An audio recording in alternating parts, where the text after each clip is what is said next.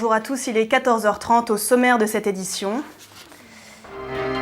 En Syrie, des Kurdes assiégés qui ne rendent pas les armes. L'État islamique progresse, mais Kobané ne tombe pas. Les Mexicains dans la rue après la découverte macabre des 28 corps à Iguala. Et direction la Chine où les punks contestent le régime en chanson. À Kobané, la résistance acharnée des Kurdes continue.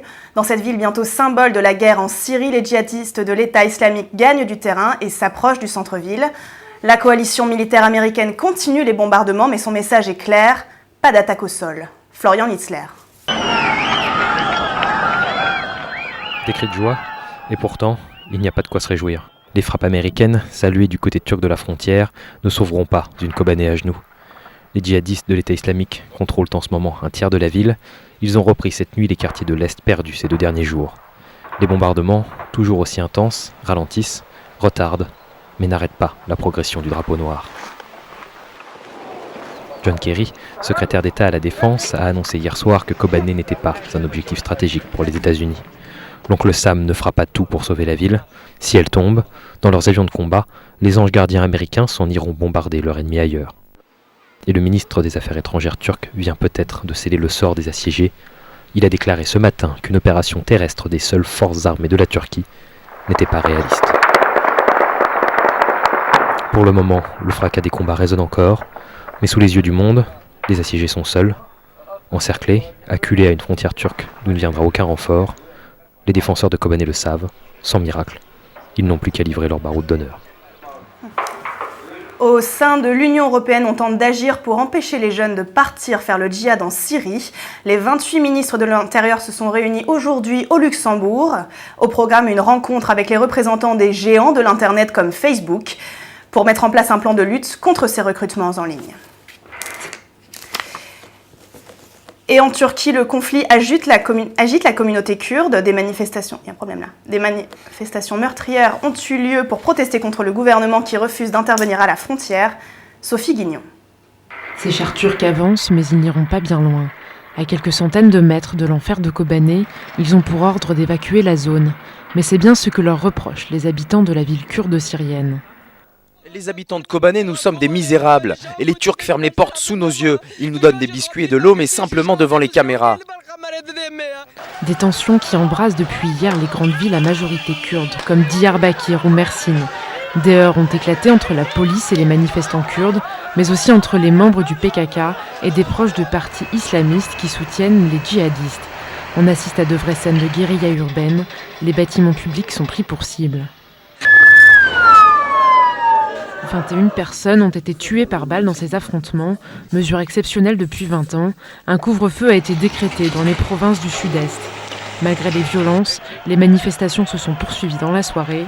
Des affrontements qui remettent en question le processus de paix entamé depuis 2 ans entre Ankara et le PKK. Et à Erbil, la capitale de la région autonome du Kurdistan, des milliers de manifestants ont défilé pour réclamer plus de soutien aux combattants de Kobané. La revendication s'est aussi exportée à Hambourg, en Allemagne, où des heurts ont éclaté entre Kurdes et sympathisants salafistes.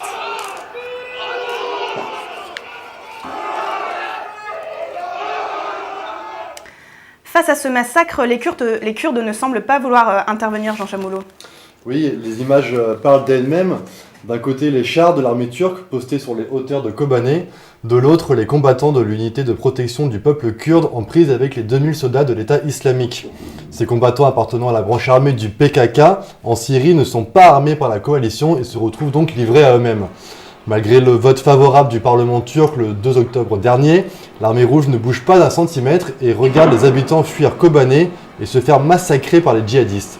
Un immobilisme lourd de conséquences. Kobané est situé à seulement 8 km de la frontière avec la Turquie. La Turquie qui, en plus de rester passive, bloque tout passage de renforts kurdes alors qu'elle a laissé les renforts djihadistes circuler librement. Mais alors pourquoi cette passivité ? Eh bien déjà, pour le président turc Erdogan, il est hors de question d'intervenir seul. Les frappes aériennes de la coalition s'avèrent inefficaces à stopper les djihadistes. Erdogan exige un soutien au sol de la part de la coalition, un jeu de poker menteur en somme, sachant que les États-Unis ont clairement renoncé à toute intervention terrestre. Autre problème pour Ankara, la question kurde. Leur venir en aide à Kobané reviendrait à les renforcer et donc donner aux Kurdes de Syrie la possibilité de constituer une entité autonome. Impossible pour la Turquie qui a placé le PKK sur la liste des organisations terroristes. Pourtant, mardi dernier, le président turc a affirmé qu'il ne laisserait pas Kobané tomber aux mains de l'État islamique. Un espoir qui s'envole peu à peu, comme celui de la création d'un État tampon kurde entre la Syrie, l'Irak et la Turquie. Donc au-delà de la catastrophe humaine se joue aussi une stratégie politique. Et oui, ce Kobané risque de rentrer dans les livres d'histoire comme la ville symbole de la honte et de l'impuissance des forces de la coalition à endiguer la montée d'un groupe terroriste devenu la plus grosse menace pour l'Europe. Mais aussi, cette ville est un symbole des tensions internes en Turquie. De façon indirecte, l'État islamique fait le jeu de la Turquie en affaiblissant le PKK, un dialogue de sourds responsables d'un massacre relayé en direct sur les chaînes du monde entier. À Bagdad, en Irak, un attentat à la voiture piégée a fait hier soir au moins 12 morts et 33 blessés dans un quartier chiite. L'explosion s'est produite près d'un café dans le nord de la ville. Le pays fait actuellement face à une offensive d'insurgés sunnites menée par le groupe terroriste Daesh. Ces derniers mois, ils se sont emparés de larges pans du territoire dans le nord, l'est et l'ouest du pays. En Sierra Leone, les volontaires qui évacuent les corps des personnes décédées de la fièvre Ebola sont entrés en grève mardi. Leur salaire n'avait pas encore été versé, mais le gouvernement a finalement payé les retards pour éviter la propagation du virus. L'éclairage de Christophe Carninou. Ce sont les fossoyeurs du Sierra Leone. Ces hommes, tous volontaires, évacuent les corps des personnes décédées après avoir contracté le virus Ebola. Ils sont en première ligne pour affronter la propagation de la maladie qui ne cesse de se développer. Le mois dernier, on avait 7, 8, 9 corps. Mais maintenant, nous en avons un peu moins. Peut-être 5 par jour. Pour seule protection, ils portent des gants, des bottes, des masques et des combinaisons non hermétiques. Ils pulvérisent du chlore sur leur passage, des moyens précaires qui les exposent particulièrement à la contagion. Mardi, les équipes chargées d'inhumer les victimes ont décidé de stopper toute activité. En cause, leur paye n'avait pas été versée. Lorsque l'on travaille 2 semaines, ils ne nous payent que pour 1 semaine. Nos collègues ont fait grève car il y a un vrai problème d'argent. Mais la grève n'aura duré que 24 heures. Conscientes des problèmes sanitaires, les autorités ont versé les salaires en retard. En Sierra Leone, près de 2300 cas de personnes atteintes d'Ebola ont été dénombrés. Plus de 600 ont déjà succombé à l'épidémie. Après la tristesse, l'indignation au Mexique dans l'état de Guerrero. Sur les 28 cadavres qui ont été retrouvés dans les fosses communes d'Iguala, aucune certitude sur l'identité des morts. Face à des recherches qui stagnent, la population attend une réponse plus rapide du gouvernement. Imke Amann pour les détails. Schilder mit den Namen der Vermissten. Zehntausende Menschen demonstrierten gestern in Mexiko-Stadt und im Rest des Landes. Sie fordern eine schnelle Aufklärung des mutmaßlichen Massakers an Studenten in Iguala. Ein Fall, der das ganze Land mobilisiert. Das ist ein Riesenproblem, das das ganze Land, sogar die ganze Welt wütend macht. Wir müssen unserem Land beistehen und unseren Brüdern, den Studenten, die gestorben sind. Es lebe Guerrero! Das Vertrauen in den Staat, diesen Fall aufzuklären, schwindet täglich. Vor allem die Eltern der verschwundenen Studenten bitten um internationale Hilfe. Wir fordern, dass ein Expertenteam die Untersuchungen unternimmt. Und zwar eine gerichtsmedizinische Einheit aus Argentinien. Sie soll sich der Sache annehmen, die nötigen Studien durchführen und die 28 gefundenen Leichen identifizieren. In der Nähe von Iguala, wo die 28 Leichen in diesem Massengrab entdeckt wurden, liegt die Kontrolle weiterhin bei der Armee. Die Spurensuche dauert an und solange keine Ergebnisse vorliegen, hoffen sie alle nur das Beste. Natürlich hoffen wir, dass sie noch leben. Es wurden Leute gesehen, die Essen irgendwo hinbringen. Wir schließen also nicht aus, dass die Studenten noch am Leben sind. Hunderte Freiwillige durchsuchen die Stadt, um die 43 Vermissten zu finden. Vieles deutet allerdings darauf hin, dass die jungen Leute erst von der Lokalpolizei mitgenommen, an das örtliche Drogenkartell übergeben und dann getötet wurden. Dernière ligne droite en Bolivie où les résultats des élections parlementaires et présidentielles seront donnés dimanche. Evo Morales, le président en place, a visiblement toutes ses chances de gagner. Explication Bettina Baumann. Es war sein vorerst letzter Auftritt. Boliviens amtierender Präsident Evo Morales beendete gestern in La Paz seinen Wahlkampf. Am Sonntag entscheidet sich, ob er seinen Kurs fortsetzen kann. Umfragen sehen ihn mit 59% der Stimmen vorne. 9 Jahre ist es her, dass die Bolivianer Morales zum ersten indigenen Präsidenten des Landes machten.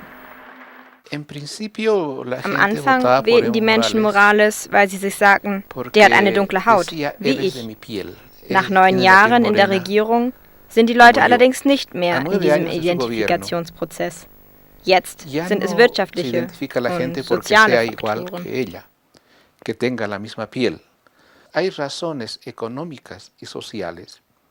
Mit Morales ging es für Bolivien wirtschaftlich bergauf. Wachstumsraten von bis zu knapp 7% erzielte das Land in den vergangenen Jahren. Vor allem aber dürfte Morales einen Großteil seiner Beliebtheit schon in seiner ersten Amtszeit geerntet haben. Er verstaatlicht das Öl und gibt den Bolivianern eine neue Verfassung. Heute haben wir unsere Würde zurück.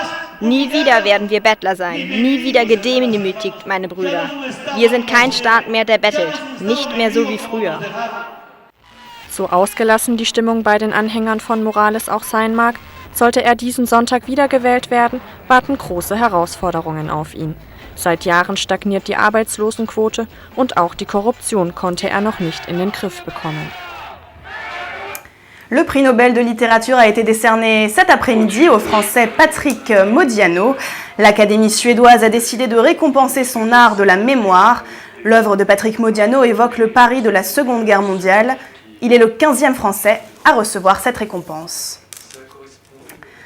La musique adoucit les mœurs pas si sûres. En Chine, elle traduit pour certains un mécontentement contre le parti communiste. Sur la scène punk, certains courageux haussent le ton. Pour les détails, Jean Chamoulot. Anarchie dans la République du peuple, c'est le cri de ralliement des punks chinois.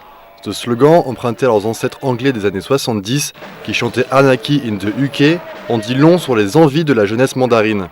Perfecto en cuir, crête multicolore, discours anti-establishment et une haine profonde de la police, les punks chinois n'ont rien à envier à leurs homologues européens. Li Jian est l'un des premiers, au début des années 90, à être monté sur scène. Un engagement né sur les cendres de la répression de la place Tiananmen. Mes paroles sont sur le gouvernement qui décide des démolitions de maisons à travers tout le pays. À cause d'eux, les gens sont au pied du mur, certains se suicident en s'immolant. Le gouvernement ne se soucie pas des gens. Le système scolaire est un dépotoir et transforme les jeunes en robots, juste bons à travailler. Pour contourner la censure du parti unique, les groupes utilisent des acronymes dans leurs chansons.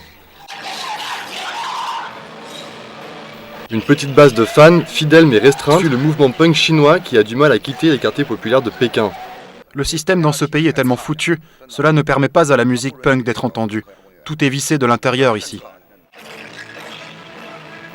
Désormais, le mouvement doit trouver son identité sans imiter le modèle anglais. Dans un pays qui compte plus d'1 milliard d'habitants, ce n'est pas le public qui manque. Et c'est la fin de ce journal. Merci de nous avoir suivis. Le prochain point sur l'actualité à 17h avec Florian Lissler. En attendant, bonne fin d'après-midi.